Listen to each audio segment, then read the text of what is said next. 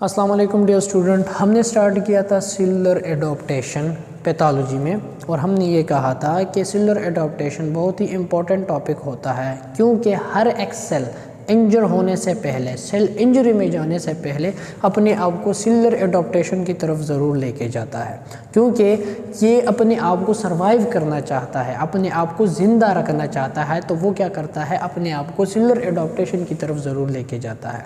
तो हमने क्या कहा था कि किसी भी पर्टिकुलर सेल में, किसी भी पर्टिकुलर ऑर्गन में, हमारी बॉडी में, हर एक सिस्टम में जितने भी सेल होते हैं उसका एक नॉर्मल साइज़ होता है, उसका एक नॉर्मल शेप होता है, उसके जो नंबर होते हैं वो क्या होते हैं, एक नॉर्मल अमाउंट में, एक आइडेंटिफाइड नंबर में पाए जाते हैं किसी भी पर्टिकुलर ऑर्गन में सेल।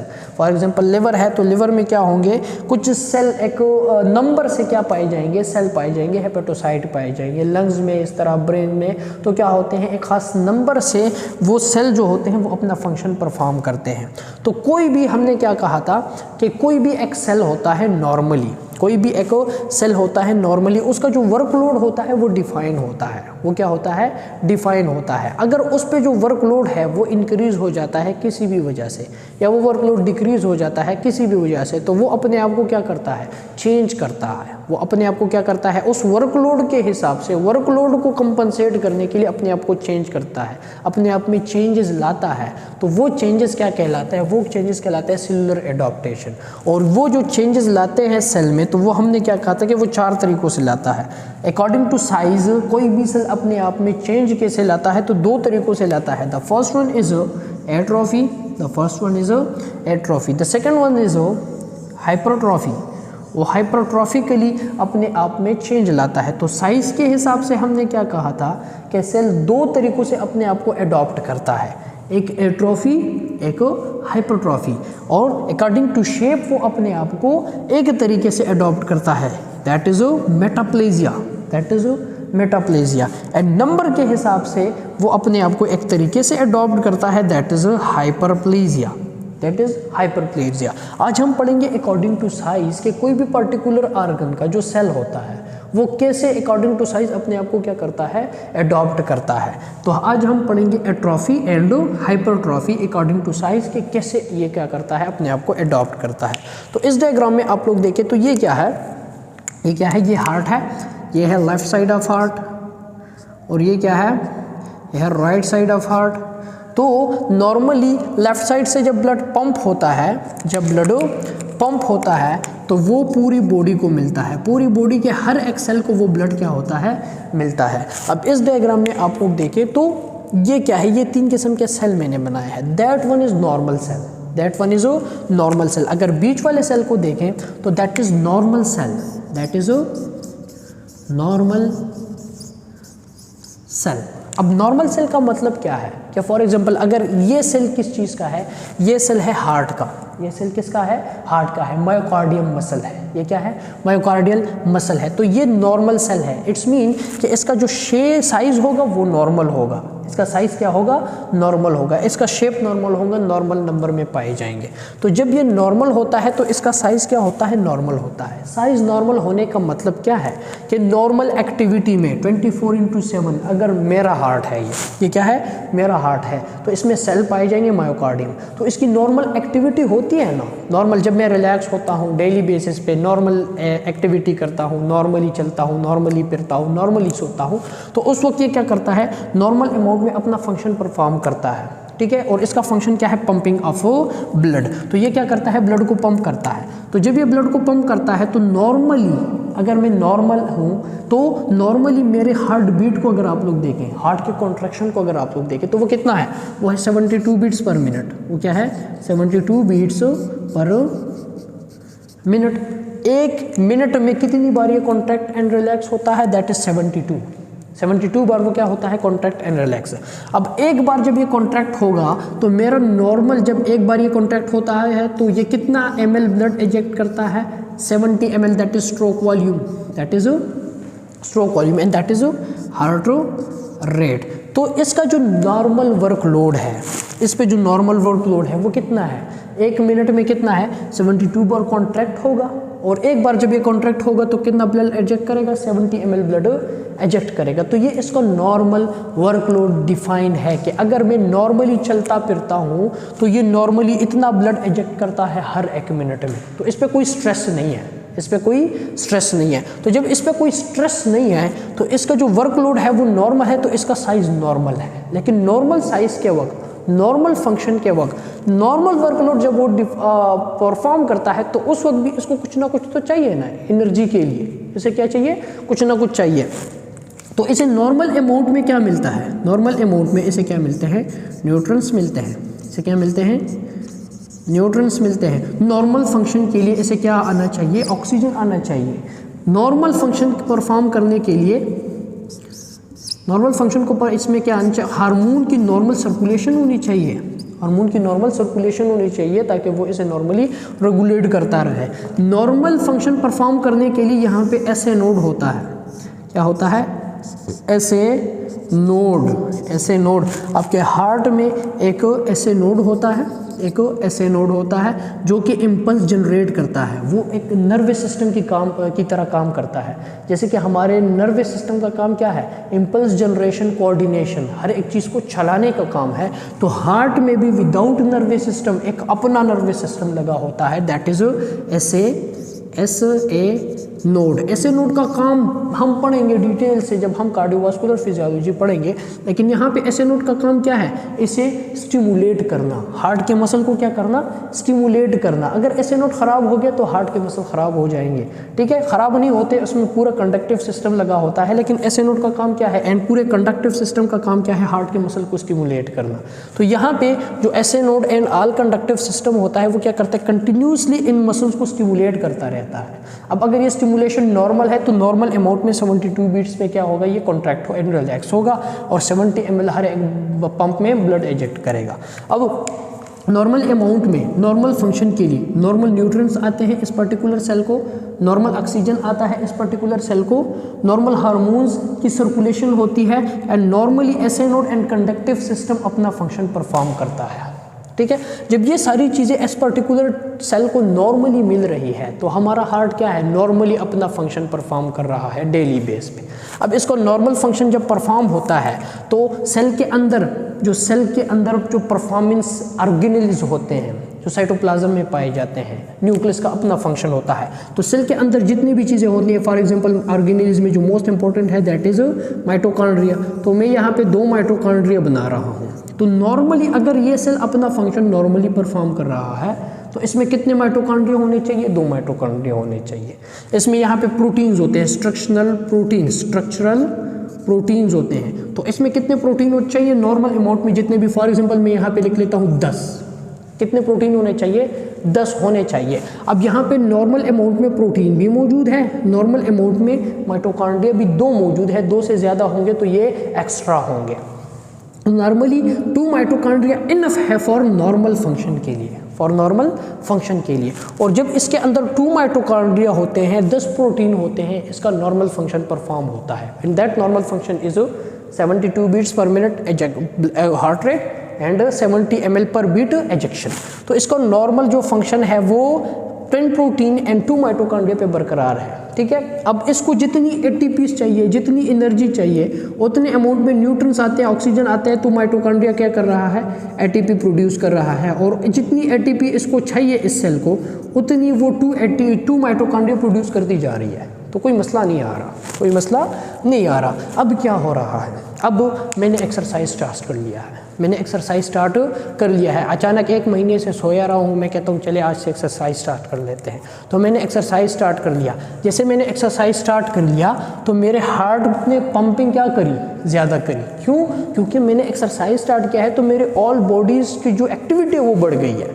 जब मेरे ऑल बॉडीज़ की एक्टिविटीज़ बढ़ चुकी है तो उसको क्या चाहिए, उसको ज़्यादा अमाउंट में न्यूट्रिएंट्स चाहिए, ऑक्सीजन चाहिए, हार्मोन्स चाहिए, न्यूरोनल स्टिमुलेशन इंक्रीज़ हो गई है। तो सारी चीज़ें जब इंक्रीज़ हो गई है तो हार्ट पे क्या आ गया है, हार्ट पे स्ट्रेस आ गया है, हार्ट पे लोड आ गया है, ज़्यादा इंक्रीज़ हो गया है इसका लोड।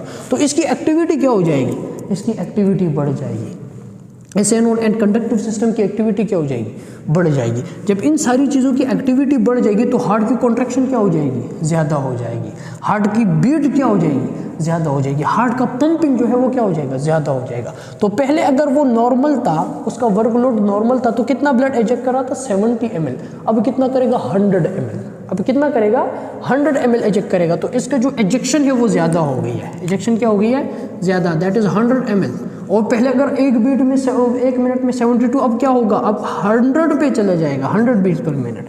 तो ओवरऑल मेरे कार्डियक मसल्स के जो एक्टिविटी है वो क्या हो गई है, वो इंक्रीज़ हो गई है। तो जब किसी भी पर्टिकुलर सेल की एक्टिविटी इंक्रीज़ हो जाए तो उसमें क्या आ जाता है, वर्कलोड इंक्रीज़ हो जाता है। उस पर क्या आ जाता है, वर्कलोड जो होता है नॉर्मल से ज़्यादा हो जाता है। तो जब किसी भी पर्टिकुलर सेल में वर्कलोड जो है वो नॉर्मल से ज़्यादा हो जाता है तो उसकी तरफ जो न्यूट्रिएंट्स होते हैं, जो न्यूट्रिएंट्स होंगे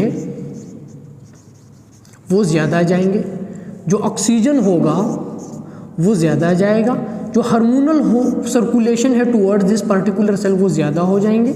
अब यहाँ पे हार्ट का मसल है तो एसएनओडी या न्यूरोनल स्टिमुलेशन क्या हो जाएगी, न्यूरोनल स्टिमुलेशन वो ज़्यादा हो जाएगी। तो हर एक तरफ से ये क्या हो रहा है, ज़्यादा से ज़्यादा चीज़ें आ रही हैं। तो इसका जो लोड है वो क्या हो गया है, इंक्रीज़ हो गया है। तो जैसे ही इसका लोड इंक्रीज़ हो जाता है तो नॉर्मली जब ये अपना फंक्शन परफॉर्म कर रहा था, ये सेल नॉर्मली जब फंक्शन परफॉर्म कर रहा था, 1 मिनट में 72 बीट धड़क रहा था, तो इसमें कितने माइटोकॉन्ड्रियाज थे, 2, जो कि इसके नॉर्मल फंक्शन को परफॉर्म कर रहे थे। अब कितने माइटोकॉन्ड्रिया होने चाहिए, क्योंकि वर्कलोड इंक्रीज हो चुका है। तो वर्कलोड जितना ज़्यादा इंक्रीज हो गया है तो अब माइटोकॉन्ड्रिया भी ज़्यादा होने चाहिए। तो इसमें कुछ फैक्टर रिलीज होते हैं और वो फैक्टर क्या करते हैं, वो इस माइटोकॉन्ड्रिया के बायोजेनेसिस स्टार्ट कर लेते हैं। माइटोकॉन्ड्रिया के क्या कर लेते हैं, बायोजेनेसिस स्टार्ट कर लेते हैं। तो फॉर एग्जाम्पल पहले 2 थे तो अब कितने हो जाएंगे, 4 हो जाएंगे। अब क्या हो जाएंगे, 4। पहले कितनी एटीपी प्रोड्यूस हो रही थी, 2, अब कितनी हो जाएंगी, 4 एटीपी प्रोड्यूस होंगी। पहले यहाँ पे जो प्रोटीन थे, जो स्ट्रक्चरल प्रोटीन थे, जो कि फंक्शन परफॉर्म कर रहे थे किसी भी पर्टिकुलर सेल में, एंजाइम प्रोटीन्स, वो 10 थे। अब कितने हो जाएंगे, अब 10 पे काम नहीं चलेगा, अब 20 प्रोटीन होने चाहिए। क्या होने चाहिए, 20 प्रोटीन होने चाहिए। तो यहाँ पे पहले 10 प्रोटीन थे, 2 माइटोकॉन्ड्रियाज थी, एटीपीज कम प्रोड्यूस हो रहे थे, फंक्शन नॉर्मल परफॉर्म हो रहा था। अब इसका वर्कलोड इंक्रीज हो गया है तो काम ज़्यादा हो गया है। जितना ज़्यादा काम होगा उतनी ही एटीपी ज़्यादा प्रोड्यूस होगी, एटीपी की ज़रूरत ज़्यादा होगी। तो जितनी ज़्यादा एटीपी प्रोड्यूस होंगी तो माइटोकॉन्ड्रिया भी ज़्यादा होने चाहिए, उसकी बायोजेनेसिस स्टार्ट हो जाती है। और जितने एंजाइम्स वगैरह, प्रोटीन्स वगैरह जो कि नॉर्मल फंक्शन के लिए होते हैं तो वो भी क्या हो जाते हैं, वो भी इंक्रीज हो जाते हैं। तो जैसे ही वो सारी चीज़ें इंक्रीज हो गई है तो पहले जब 2 माइटोकॉन्ड्रिया 10 प्रोटीन्स एंड बाकी सारे स्ट्रक्चरल प्रोटीन कम थे तो इसका साइज कितना था, इतना था। इसका साइज कितना था, इतना था, तो नॉर्मल था। अब जब ये सारी चीज़ें इसके अंदर जो स्ट्रक्चरल कंटेंट है वो ज़्यादा हो गए हैं तो इसका साइज़ क्या हो जाएगा, इसका साइज़ बढ़ जाएगा। तो जब किसी भी पर्टिकुलर स्ट्रेस की वजह से, लोड की वजह से आप लोग के सेल का साइज़ बढ़ जाता है तो इसे हम क्या कहते हैं, इसे हम कहते हैं हाइपरट्रॉफिक सेल। इसे हम क्या कहते हैं, हाइपरट्रॉफिक सेल कहते हैं। किसी भी वजह से अगर सेल का साइज इंक्रीज हो जाता है, सेल का साइज क्या हो जाता है, बढ़ जाता है, तो ऐसे बड़े साइज वाले सेल को फिर हम क्या कहते हैं, हाइपरट्रॉफिक सेल कहते हैं। और ये बढ़ता क्यों है, तो जब भी आप लोगों के किसी भी पर्टिकुलर सेल पे लोड आ जाता है, उसका जो नॉर्मल लोड है उससे ज़्यादा लोड आ जाता है, तो वो अपने आप को कंपनसेट करने के लिए, उस लोड को अपनी एबिलिटी के अकॉर्डिंग परफॉर्म करने के लिए, तो वो अपने साइज़ को इंक्रीज़ कर लेता है। जब साइज़ इंक्रीज़ हो जाता है तो क्या होता है, वो लोड कंपनसेट हो जाता है, वो लोड वो परफॉर्म कर लेता है। ठीक है, नॉर्मली अगर हम लोग देखें तो क्या होता है कि अगर मेरे पे एक लोड है, मेरे पे क्या है, लोड है, मैं बाल्टी उठा रहा हूँ, तो अगर वो बाल्टी भारी है, वो बाल्टी भारी है, तो मुझे 2 तरीक़ों से अपने आप को कंपनसेट करना होगा, इस बाल्टी को उठाना होगा। या तो मैं अपने हाथ की एक्टिविटी बढ़ा दूँ, अपने हाथ को स्ट्रॉन्ग कर दूँ, अपने हाथ को क्या कर दूँ, स्ट्रॉन्ग कर दूँ, बड़ा कर दूँ, तो वो मैं इजीली उठा सकता हूँ। या फिर मैं क्या कर दूँ, एक हाथ की बजाय दोनों हाथों का इस्तेमाल कर दूँ, तो दोनों हाथों से मैं उस बाल्टी को उठा लूँगा, एक हाथ का काम नहीं है। तो ऐसे ही आपके सेल क्या करता है, या तो अपने साइज़ को बढ़ाता है या तो अपने नंबर को बढ़ाता है। तो जब साइज़ में इंक्रीज़ लाता है ये अपने आप को और लोड को परफॉर्म करता है, तो that is hypertrophy, that is hypertrophy. और हाइपरट्रॉफी ये सारी चीज़ें क्यों होती हैं, जब भी किसी भी सेल पे स्ट्रेस आता है तो यहाँ पे कुछ फैक्टर रिलीज होते हैं। एक दो फैक्टर मैं बता देता हूँ, एक है AMPK, सेकंड है PCG1 अल्फा। तो ये सारी चीज़ें क्या करती हैं, ये जो फैक्टर होते हैं ये इन माइटोकॉन्ड्रियाज की बायोजेनेसिस स्टार्ट करते हैं, इन सारे प्रोटीन्स की बायोजेनेसिस स्टार्ट करते हैं, तो इंट्रासेलुलर कंटेंट इंक्रीज हो जाते हैं, सेल का साइज बढ़ जाता है। ठीक है, तो दैट इज हाइपरट्रॉफी। सेकंड है एट्रोफी। एट्रोफी किसे कहते हैं कि अब मैं सो रहा हूँ, मैं सारा दिन लेटा रहता हूँ, मैं सारा दिन क्या रहता हूँ, लेटा रहता हूँ। मुझे खुदा ना खास्ता ऐसी बीमारी हो गई कि मेरी एक्टिविटी ख़त्म हो गई है। फॉर एग्जांपल मैं बूढ़ा हो गया हूँ, तो जब बंदा बूढ़ा हो जाता है तो उसके हार्ट की एक्टिविटी क्या हो जाती है, कम हो जाती है। क्यों? क्योंकि वो अपने मसल को यूज़ नहीं करता, वो चीज़ें नहीं उठाता, वो लेजी हो जाता है, उसके सारे मसल वीक हो जाते हैं। तो जब सारे मसल वीक हो जाएंगे तो उन मसल्स को जो ऑक्सीजन, जो न्यूट्रिएंट्स है वो कम मिलेंगे। जो न्यूट्रिएंट्स कम मिलेंगे, ऑक्सीजन क्या होगा, कम मिलेगा। उनके जो न्यूरोनल सर्कुलेशन है, वो क्या हो जाएगी, न्यूरोनल इनर्वेशन। बूढ़े आदमियों में न्यूरॉन डिजनरेट हो जाते हैं तो वो सर्कुलेशन क्या हो जाएगी, कम हो जाएगी। तो उस पार्टिकुलर सेल को वो सारी चीज़ें कम मिल रही है, उस पर जो लोड है वो कम हो गया है क्योंकि वो एक्टिविटी नहीं कर रहा। जब उसका जो लोड है, जो वर्क लोड है, वो नॉर्मल से कम हो जाए तो वो अपने साइज को क्या कर लेता है, रिड्यूस कर लेता है। अब ये पैथोलॉजिकल भी हो सकता है, फिजियोलॉजिकल भी हो सकता है। अब नॉर्मल अमाउंट में ये सारी चीज़ें मिल रही है तो उसका साइज नॉर्मल है। अब नॉर्मल अमाउंट से कम मिल रही है, फॉर एग्जांपल यहाँ पे ये ब्लड वेसल है, तो जब ब्लड वेसल नॉर्मल है तो इस पार्टिकुलर सेल को नॉर्मल अमाउंट में सारा कुछ मिल रहा है। तो अगर अब ब्लड वेसल क्या हो जाए, ब्लॉक हो जाए, ब्लॉक हो जाए, तो जब ये ब्लड वेसल ब्लॉक हो जाता है तो इस पर्टिकुलर सेल को ब्लड सप्लाई रुक जाती है। तो जब ब्लड सप्लाई रुक जाती है इस पर्टिकुलर सेल को, तो न्यूट्रिएंट्स क्या हो जाते हैं, इस टिश्यू को, इस सेल को नहीं मिलते, ऑक्सीजन इस सेल को नहीं मिलता। न्यूरोनल इनर्वेशन अगर किसी वजह से ख़राब हो गया है तो इस पर्टिकुलर सेल एक्टिवेट नहीं हो रहा, स्टिमुलेट नहीं हो रहा। तो अगर ब्लड वेसल ब्लॉक हो चुका है तो न्यूट्रिएंट्स नहीं मिल रहे, ऑक्सीजन नहीं मिल रहा, हार्मोन नहीं मिल रहे। तो जब ये सारी चीज़ें इसको नहीं मिल रहे हैं तो ये एनर्जी कहाँ से हासिल करेगा, अगर इसको ग्लूकोज नहीं मिल रहा, इसको अमाइनो एसिड नहीं मिल रहा, इसको लिपिड नहीं मिल रहे, तो इसका स्ट्रक्चर कैसे बरकरार रहेगा, ये एनर्जी कहाँ से हासिल करेगा। ये एनर्जी फिर के लिए क्या करता है कि फॉर एग्जांपल यहाँ पे 2 माइटोकॉन्ड्रिया थे, 10 क्या थे, अमाइनो प्रोटीन थे। तो एक माइटोकॉन्ड्रिया क्या करता है, अपनी नॉर्मल हेल्थी लाइफ को सर्वाइव करने के लिए के कंटेंट जो होते हैं आपके सेल वो खाना स्टार्ट कर लेते हैं। तो इसके सारे कंटेंट ख़त्म हो जाते हैं, जितने भी माइटोकॉन्ड्रिया किस चीज़ से मिलके बनी है, प्रोटीन्स, लिपिड्स, कार्बोहाइड्रेट, इन सब चीज़ों से मिलके बनी है। जितने भी प्रोटीन बने हैं आपकी सेल के अंदर वो किस चीज़ से मिलके बने, अमाइनो एसिड से। तो वो हम क्या करते हैं, जो सेल होता है हमारा वो उन सारी चीज़ों को खाने लगता है, अपने ही कंटेंट को खाने लगता है। क्यों खाने लगता है, क्योंकि वो एनर्जी, उसको एनर्जी चाहिए। तो वो एनर्जी हासिल करने के लिए अपनी ही चीज़ों को खाने लग जाता है। जब अपनी चीज़ों को खाने लगता है तो यहाँ पे प्रोटीन के जो कंटेंट होते हैं वो कम हो जाते हैं। पहले थे नॉर्मल 10, अब कितने हो जाएंगे, 5। पहले थे 2 माइटोकॉन्ड्रिया, अब कितने हो जाएंगे, 1 हो जाएंगे।